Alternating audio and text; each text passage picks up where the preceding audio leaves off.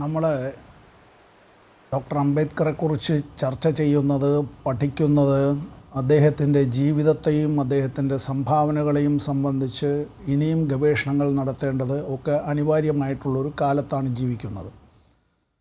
ഞാൻ ഈ ചർച്ചയുടെ തുടക്കത്തിൽ തന്നെ ഞാനൊരു കാര്യം പറയട്ടെ അജിംഷാദെ, ഡിസംബർ 17 ഒരു പ്രാധാന്യമുണ്ട്. ഇന്ത്യയുടെ ആഭ്യന്തര വകുപ്പ് മന്ത്രി അമിത്ഷാ അങ്ങനെ പാർലമെൻറ്റിൽ പറഞ്ഞത് അങ്ങനെ വാവിട്ട് വന്നൊരു വാക്കായി മനസ്സിൻ്റെ കോണിൽ എവിടെ നിന്നോ അങ്ങനെ പതിയിരുന്ന അണലിപ്പാമ്പ് ചീറ്റിയതാണ് എന്ന് അങ്ങനെ മാത്രം ധരിച്ചു കളയാതിരിക്കുക. 1946 ഡിസംബർ മാസം 17 ഇന്ത്യയുടെ കോൺസ്റ്റിറ്റ്യൂവൻ്റ് അസംബ്ലിയിൽ വളരെ നീണ്ടു നിന്നൊരു ചർച്ചയുണ്ടായി. ഒരു പ്രത്യേക റെസൊല്യൂഷനുമായി ബന്ധപ്പെട്ടൊരു ചർച്ചയാണ് നടന്നത്. ആ ചർച്ചയിൽ ഡോക്ടർ അംബേദ്കർ ഉന്നയിച്ചിട്ടുള്ള അദ്ദേഹത്തിൻ്റേതായ ചില വാദമുഖങ്ങളുണ്ട്. ഇന്ത്യയുടെ ഭരണഘടന അംഗീകരിക്കുന്നതിന് മുമ്പ് അതിൻ്റെ അവസാന നിമിഷങ്ങളിലേക്ക് കടക്കുമ്പോഴാണ് ഞാൻ ഈ പറയുന്ന 1946 ഡിസംബർ 17 ഇത്തരത്തിലൊരു കാര്യത്തെ സംബന്ധിച്ച് constituent assembly debates on 17 December 1946 ഇന്ത്യയുടെ പാർലമെൻറ്റിൻ്റെ ലൈബ്രറിയിൽ ഇപ്പോഴും ആ പുസ്തകങ്ങൾ ഉണ്ടാവും. അംബേദ്കർ ചൂണ്ടിക്കാണിച്ച ചില കാര്യങ്ങൾ, മനുസ്മൃതിയെ അത് പരിശുദ്ധ ഗ്രന്ഥമായി അത് മറ്റുള്ളവരുടെ മേൽ അടിച്ചേൽപ്പിക്കാനായി ചാതുർവർണ്ണ വ്യവസ്ഥ അനിവാര്യമാണ് എന്ന്, അങ്ങനെ ഇന്ത്യയിൽ അങ്ങനെ ഈ ചരിത്രപരവും സാമൂഹികവുമായും രാഷ്ട്രീയ അധികാരങ്ങൾ അവർക്ക് നിഷേധിക്കപ്പെട്ടതുകൊണ്ടും സാമ്പത്തിക അധികാരങ്ങൾ അവർക്ക് നിഷേധിക്കപ്പെട്ടതുകൊണ്ടും അസ്പൃശ്യരായി അങ്ങനെ തള്ളിമാറ്റി ബുൾഡോസ് ചെയ്യപ്പെട്ടതുകൊണ്ടും പോയ, നേരത്തെ ഇവിടെ ഡോക്ടർ ലാൽകുമാർ പറഞ്ഞുവല്ലോ, പറഞ്ഞതിലൊരു വാക്കുണ്ടല്ലോ അന്ന് പറഞ്ഞ ഡിപ്രസ്ഡ് ക്ലാസ് എന്നൊക്കെ പറഞ്ഞത്, ഇപ്പോൾ നമ്മൾ ദളിതരെന്നൊക്കെ പറയുന്ന അത്തരത്തിലുള്ള അവരെ സംബന്ധിച്ച് ആ ചർച്ചയിൽ പറയുന്നുണ്ട്.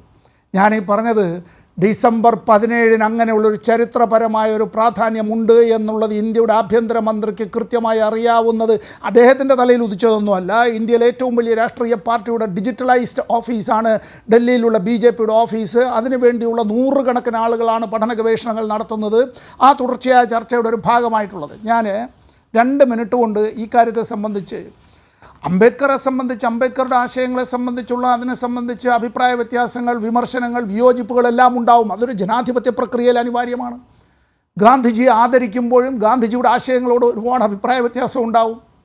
അജിംഷാദെ, കമ്മ്യൂണിസ്റ്റ് പാർട്ടിയിലെ CPIMലെ പാർലമെൻറ്റ് അംഗമായിരുന്ന ഞാൻ താമസിച്ചിരുന്ന ഡൽഹിയിലെ എൻ്റെ 2014 എനിക്ക് ഇന്ത്യ ഗവൺമെൻറ് അനുവദിച്ച് തന്നതായിട്ടുള്ള രാജേന്ദ്ര പ്രസാദ് റോഡിലുള്ള ഒരു ബംഗ്ലാവ് എന്നവർ വിശേഷിപ്പിക്കും. ഞങ്ങളൊക്കെ 2 മുറിയിലാണ് താമസം, മറ്റുള്ളതെല്ലാം ഷെയർ ചെയ്യുകയാണ് ഞങ്ങൾ ചെയ്യാറ് പാർട്ടി ഫംഗ്ഷണറീസുമായിട്ട്. അവിടെ ഡോക്ടർ ബാബാ സാഹേബ് അംബേദ്കറുടെ പ്രതിമയും അതുപോലെ ഒരു സമുച്ചയവും വരുന്നതിന് വേണ്ടി അത് സ്വമനസാലെ വിട്ടുകൊടുത്ത പാർട്ടിയാണ് CPIM. അതിനെ സംബന്ധിച്ച് ആലോചിക്കുമ്പോഴേ അതിന് സ്ഥലമില്ല എന്ന് വന്നപ്പോൾ അതിനാദ്യമായി സ്ഥലം അങ്ങനെ നൽകിയത് അത് CPIMൻ്റെ ഒരു MPയുടെ സ്ഥലമടക്കം നൽകുന്നതിന് CPIMൻ്റെ ജനറൽ സെക്രട്ടറി തയ്യാറായി കത്തെഴുതി. ഞാനിപ്പോൾ ഇത് പറയുന്നത് എൻ്റെ വീട്ടിലേക്ക് കടന്നു വരുമ്പോഴത്തേക്ക് എൻ്റെ അപ്പൂപ്പൻ്റെയോ അല്ലെങ്കിൽ എൻ്റെ അച്ഛൻ്റെയോ പടമൊന്നുമല്ല നിങ്ങൾ ആദ്യം കാണുക. രാഷ്ട്രപിതാവിൻ്റെ മഹാത്മാഗാന്ധിയുടെ പടമാണ് എൻ്റെ വീട്ടിൽ ആദ്യമായി വെച്ചിട്ടുള്ളത്. ഇത് അംബേദ്കറുടെ കൃതികളിലെ ഏറ്റവും ചെറിയ പുസ്തകമാണിത്. ഏറ്റവും ചെറിയ പുസ്തകമാണ്, കണ്ടല്ലോ. അത് സാധാരണ അംബേദ്കറുടെ പുസ്തകങ്ങളെല്ലാം ഇതും ഇതിനേക്കാൾ വലിപ്പമുള്ളതാണ്. ഞാനിപ്പോൾ രണ്ടാമത് കാണിച്ചത് ഡോക്ടർ അംബേദ്കർ സമ്പൂർണ്ണ കൃതികൾ വാല്യം 3 ഇത് വാല്യം 17. അംബേദ്കറുടേതായ 23 വാല്യങ്ങളാണ് അദ്ദേഹത്തിൻ്റെ തിരഞ്ഞെടുത്ത കൃതികളുടെ സമാഹാരമായി ഇന്ത്യ ഗവൺമെൻറ് അതിൻ്റെ കുത്തകാവകാശം നീണ്ടുനിന്ന ഒരു നിയമപ്രക്രിയ, അതിൻ്റെ ഈ കോടതി കേസ് കാര്യങ്ങളൊക്കെ ഉണ്ടായിരുന്നു. 2018 ഇതിൻ്റെ എല്ലാത്തിൻ്റെയും തന്നെ പ്രസിദ്ധീകരണാവകാശം ഗവൺമെൻറ് ഓഫ് ഇന്ത്യയ്ക്കായി. ഗവൺമെൻറ് ഓഫ് ഇന്ത്യ അങ്ങനെ എൻ്റെ കയ്യിലിരിക്കുന്ന ഈ പുസ്തകം 2002 അച്ചടിച്ച മലയാള പതിപ്പാണ് കേട്ടോ. 2002 അച്ചടിച്ചതാണ്. ഇത് ഭാഗ്യവശാൽ ഞാൻ പാർലമെൻറ്റ് അംഗമായിരുന്നപ്പോൾ പലയിടത്തുനിന്നും നുള്ളിപ്പറക്കിയെടുത്ത പഴയത് ആക്രിക്ക് പോകുമായിരുന്നത് കിട്ടിയതാണ് എനിക്ക്. അപ്പോഴും ഇതിൻ്റെ പതിപ്പുകൾ, ഇതിൻ്റേതായിട്ടുള്ള എല്ലാ വോള്യവും കിട്ടാനായി വലിയ പ്രയാസമായിരുന്നു. ഇന്ന് നിങ്ങൾ പരിശോധിക്കൂ, ഷാജി അടക്കമുള്ള ആളുകൾ ഡോക്ടർ അംബേദ്കറുടെ സമ്പൂർണ്ണ കൃതികൾ 23 വാല്യവും അത്തരത്തിൽ ലഭ്യമാകുന്നത് എവിടെ നിന്ന് ലഭിക്കും? തിരുവനന്തപുരത്തടക്കം ഇന്ത്യ ഗവൺമെൻറ്റിൻ്റെ അവരുടേതായിട്ടുള്ള പബ്ലിക് റിലേഷൻ ഡിപ്പാർട്ട്മെൻറ്റിൻ്റേതായിട്ടുള്ള ഒരു സ്ഥാപനം പ്രവർത്തിക്കുന്നുണ്ട്. എവിടെയാണ്? സെക്രട്ടേറിയറ്റിൻ്റെ തൊട്ടുപുറകിലാണ്. ഇന്ത്യ ഗവൺമെൻറ്റിൻ്റേതാണ്. പബ്ലിക്കേഷൻസ് വിങ്ങാണ്. നമ്മുടെ സർക്കാർ പ്രസിനടുത്താണ്, ശാന്തി നഗറിലാണ്, ഇവിടെ തിരുവനന്തപുരത്ത്. നിങ്ങളൊന്ന് പോയി അന്വേഷിക്ക്. അല്ല, ഡൽഹിയിൽ നിങ്ങളൊന്ന് പോയി അന്വേഷിക്ക്. ഞാൻ ഈ പുസ്തകത്തെ പറയാം, ഞാനിതാ ഇപ്പോൾ ഈ റൗണ്ടിൽ ഞാനിപ്പോൾ ഇത് പറഞ്ഞങ്ങ് നിർത്താം. ഇത് പറഞ്ഞാൽ പിന്നെ മറ്റുള്ളവർക്കെല്ലാം ഇത് ബോധ്യമാവും. നമ്മൾ ഇക്കാര്യത്തെ സംബന്ധിച്ചൊരു തർക്കം വേണ്ട. വാല്യം 17 വളരെ ചെറിയൊരു വാല്യമാണ് എന്ന് ഞാൻ പറഞ്ഞല്ലോ. ഉള്ളടക്കം എന്താണെന്നറിയോ അജിംഷാദെ? അധ്യായം 1 അസ്പൃശ്യരുടെ മൊത്തം ജനസംഖ്യ, ഡോക്ടർ അംബേദ്കറുടെ ഒരു ലേഖനമാണ്. അധ്യായം 2 അസ്പൃശ്യരുടെ പ്രാധാന്യം. അസ്പൃശ്യരെന്ന് പറഞ്ഞാൽ മനസ്സിലായല്ലോ, ദ അൺടച്ചബിൾസ് എന്നതാണ്.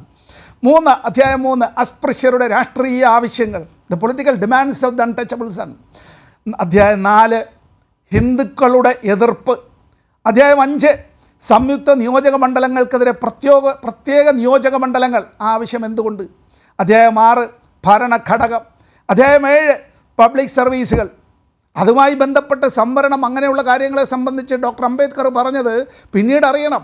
ഇന്ത്യയുടെ ഭരണഘടന നിലവിൽ വന്നതിന് ശേഷവും സുപ്രീം കോടതി വരെ കേസ് പോയി. 1ാം ഭരണഘടനാ ഭേദഗതി, ഫസ്റ്റ് അമെൻമെൻറ്റ് വന്നതറിയാലോ, ബാലാജി വേഴ്സസ് സ്റ്റേറ്റ് ഓഫ് മദ്രാസിൻ്റെ കേസിൽ. അപ്പോൾ ബാലാജിയുടെ കേസ് ഇത് 50-ലാണ് വന്നതെങ്കിലും അതിന് മുമ്പേ അദ്ദേഹം ഇതൊക്കെ കണ്ടിരുന്നു എന്നുള്ളതാണ്, ബാലാജി വേഴ്സസ് സ്റ്റേറ്റ് ഓഫ് മൈസൂറിൻ്റെ കേസിൽ. അധ്യായം 8 പ്രത്യേക ആവാസ കേന്ദ്രങ്ങൾ. അധ്യായം 9 ജാതിയും ഭരണഘടനയും. അധ്യായം 10 ഹിന്ദുക്കളോടും അവരുടെ സുഹൃത്തുക്കളോടും ചില ചോദ്യങ്ങൾ.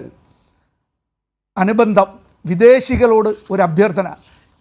ഈ പുസ്തകത്തിലെ ഏറ്റവും പ്രധാനപ്പെട്ട ഭാഗമെന്നത് വിദേശികളോടൊരു അഭ്യർത്ഥന എന്നുള്ള ഇതിൻ്റെ അനുബന്ധമാണ്.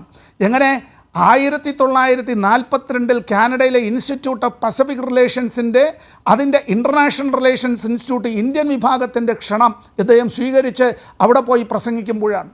ഇത് വായിച്ചാൽ ഡോക്ടർ അംബേദ്കർ ആരായിരുന്നു എന്ന്, എന്തിനു വേണ്ടി നിലകൊണ്ടു എന്ന്, അത് എന്തുകൊണ്ട് അദ്ദേഹം അത്തരത്തിൽ തീക്ഷ്ണമായ നിലപാടുകൾ എടുക്കേണ്ടി വന്നു എന്നുള്ളതിനെ സംബന്ധിച്ച് നമുക്ക് മനസ്സിലാവും. അംബേദ്കറെ സംബന്ധിച്ച് പറയുമ്പോഴേ നമ്മുടെയൊക്കെ മനുഷ്യ ജന്മത്തിൽ നമുക്ക് ഒരു കാരണവശാലും ആലോചിക്കാൻ കഴിയാത്തതായിട്ടുള്ളൊരു കാര്യം, ഇന്നത്തെ കുട്ടികൾ എന്തെല്ലാം സുഖസൗകര്യങ്ങളുടെ മടിത്തട്ടിലാണ്. എത്ര പാവപ്പെട്ട കുടുംബങ്ങളിലാണെങ്കിലും 32 ഡിഗ്രികൾ ആലോചിച്ച് നോക്കൂ.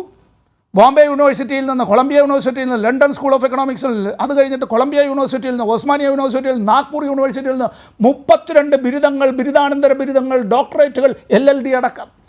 ഒരു മനുഷ്യൻ്റെ ജീവിതത്തിൽ 18 മണിക്കൂർ പഠനത്തിനായി, ഗവേഷണത്തിനായി മാറ്റിവെക്കുക എന്ന് പറഞ്ഞാൽ ആ മനുഷ്യൻ ശരിയാണ്.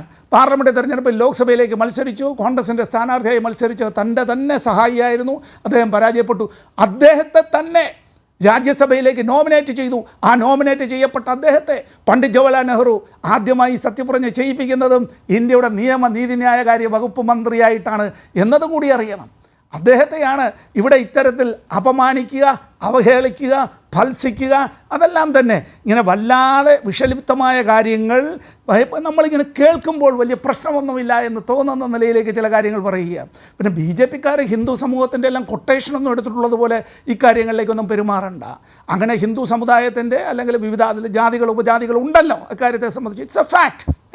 ആണ് ഹിന്ദു റിലീജിയൻ്റേതായിട്ടുള്ള അത്തരം കാര്യങ്ങളിലെല്ലാം കൊട്ടേഷൻ അമിത്ഷായ്ക്കാണെങ്കിൽ ഞാനങ്ങനെ പറയുന്നത് ഞാനിപ്പോൾ എൻ്റെ വാക്കുകളല്ല, പലരും എഴുതിയിട്ടുള്ളതും സോഷ്യൽ മീഡിയയിൽ വന്നതും പുസ്തകത്തിൽ വന്നതുമായ കാര്യമാണ്. ഒരു ജൈനൻ ഇന്ത്യയിലെ ഹിന്ദുക്കളെ ഈ വിധത്തിൽ വല്ലാതെ ഇങ്ങനെ അതിൻ്റെ ജാതി വ്യവസ്ഥ അരക്കിട്ടുറപ്പിക്കാനായി പരിശ്രമിക്കുക എന്നുള്ളത് BC 6-ാം നൂറ്റാണ്ടിൽ അന്നുണ്ടായിരുന്ന ജാതി വ്യവസ്ഥയ്ക്കും ചാതുർവർണ്ണത്തിനുമെതിരായി അത്തരത്തിൽ വർദ്ധമാന മഹാവീരനും ശ്രീബുദ്ധനുമെല്ലാം നടത്തിയിട്ടുള്ള ഒരു വലിയ പരിശ്രമമുണ്ട്. അന്നത്തെ കാലത്ത് അതൊരു വലിയ വിപ്ലവമായിരുന്നു. ഇവിടെ അത്തരത്തിലുണ്ടായ ഒരു സാമൂഹികമായിട്ടുള്ളൊരു വിപ്ലവത്തിനെ തിരിച്ച് ഒരു ഇംപ്ലോഷനാക്കി മാറ്റുന്നതിന് വേണ്ടിയിട്ടുള്ള പൊളിറ്റിക്കൽ സ്ട്രാറ്റജിയുടെ ഭാഗമായി ഇന്ത്യയുടെ